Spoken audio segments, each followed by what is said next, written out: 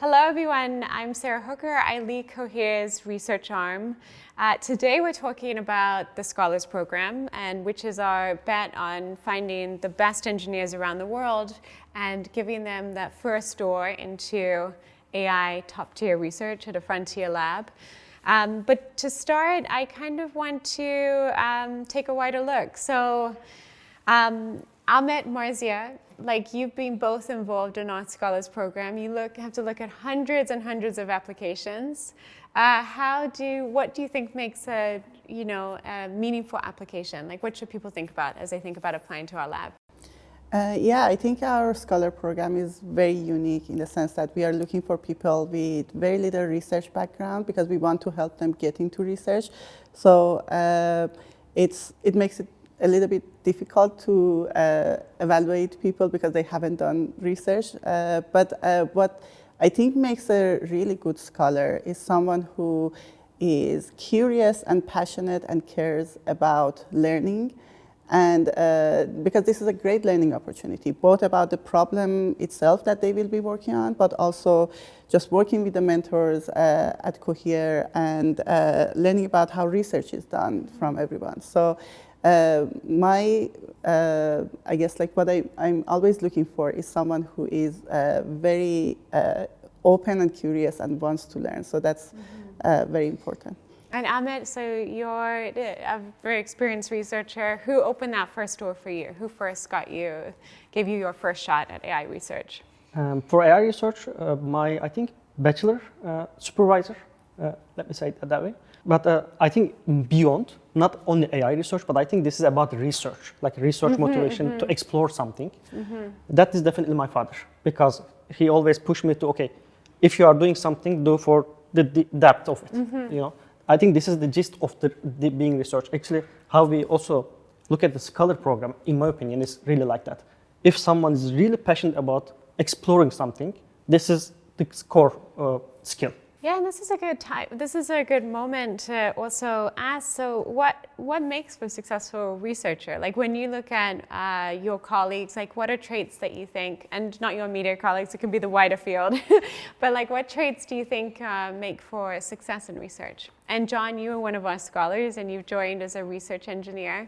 What do you think makes for success in this field? Yeah, I think there are a couple of things that really stand out when I look at great researchers. I think one is being able to ask the right questions, like what Marzieh was talking about earlier, about curiosity being really important. Asking questions that challenge the status quo and conventional ways of thinking are really critical to getting novel ideas off the ground and spurring new research innovation. And I think the second thing is just being super collaborative and having the ability to work with people from all sorts of different backgrounds and synthesizing their different points of view to be able to coordinate and work towards a research agenda, I think is really critical to making a lot of the breakthroughs. Yeah, I agree. We're kind of in an era of where there's a huge amount of compute needed for the type of work we do at our lab, as well as it's massive infrastructure bets. And so coordination, being able to have discipline in your methodology, but also clear hypotheses, failing fast, iterating, learning, I think are really important. So what was one thing that was a surprise to you, John, when you chose to kind of join the program? And maybe one thing that you think people don't know about the Scholars Program? I think coming in, what I expected was that the people who are working directly on my project would be my closest collaborators, and I'd mostly be talking with them. But I think something really pleasantly surprising was that I think everyone in the entire lab was really invested in my success and had a lot of ideas and thoughts to contribute to my project and my research, even if they weren't directly working on the project. And that kind of feedback and insight from people across the entire team that are working in your project and also have a more outside perspective, I think was really helpful in, driving the research direction and getting as much perspective and ideas as possible. And what is your research? Tell us about it, and also why is it very critical to this particular era of AI? So when I joined as a research scholar a year ago, I joined to work on getting reinforcement learning from human feedback, or preference training, which is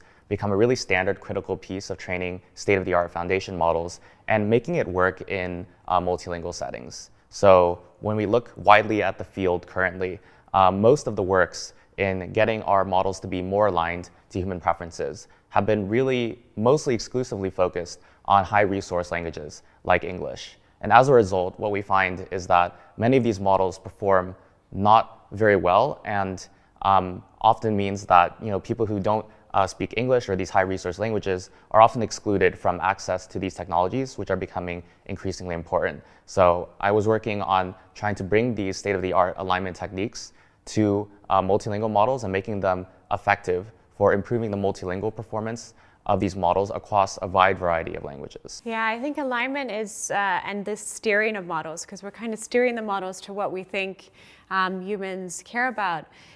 This is really at the heart of making that much more realistic for the complexity of the world, because when we steer traditionally, it's been towards, I guess, a single global preference, and we all know that's not true. And this first gets us thinking about multi-objectives. There's many different preferences, and we have to create models which can adapt and understand and balance different objectives. So this is really profound.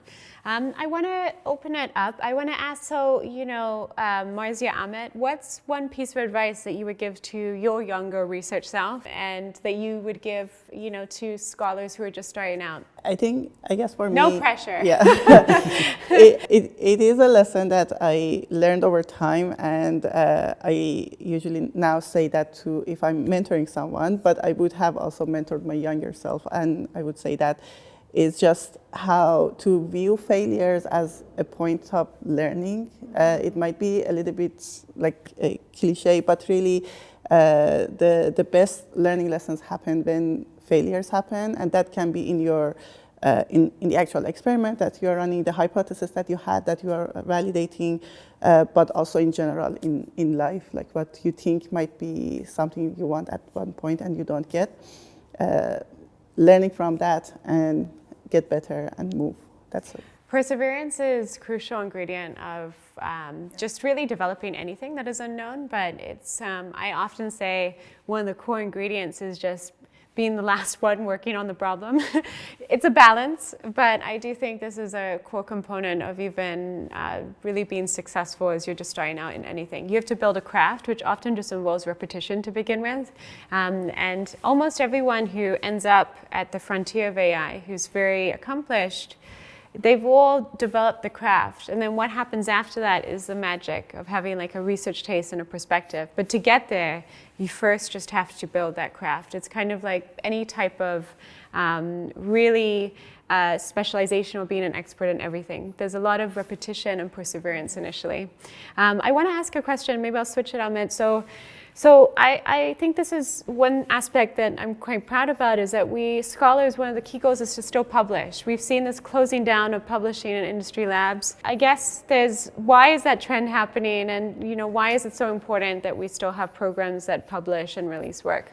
I think this trend happens because of the reality of AI now. Yeah. This fast adoption also comes with the financial outcome. Yeah. And there is a huge competition because of the same reason, because of the financial outcome, that leads AI labs to publish less. The one thing that is sort of missing in this formulation is when we publish less, then this adoption and this pace will eventually slow down. So to keep this pace same or even go beyond, we have to do research, we have to do open science, and we have to publish. That's why I feel super lucky that as a lab we really publish, not only publish with the stuff, but also really open up entry points for junior researcher, new superstars. I think this is, because this really kind of two-way thing. As we publish more, we have this open up entry points. When we have more entry points, when we have lots of new junior researchers, then we actually publish better. So I think that's what I think about that. Yeah, so if you come to our events, we'll actually share what we're working on. But this was very nice, amazing. I think the Scholars Program is one of the pillars of how we innovate and how we work on the next generation models. So thanks everyone for sharing your perspective. So Ahmet and Marzieh and John often mentoring the Scholars Projects, and John joined us from the Scholars Program. So it's really nice to have your perspective as people think about this.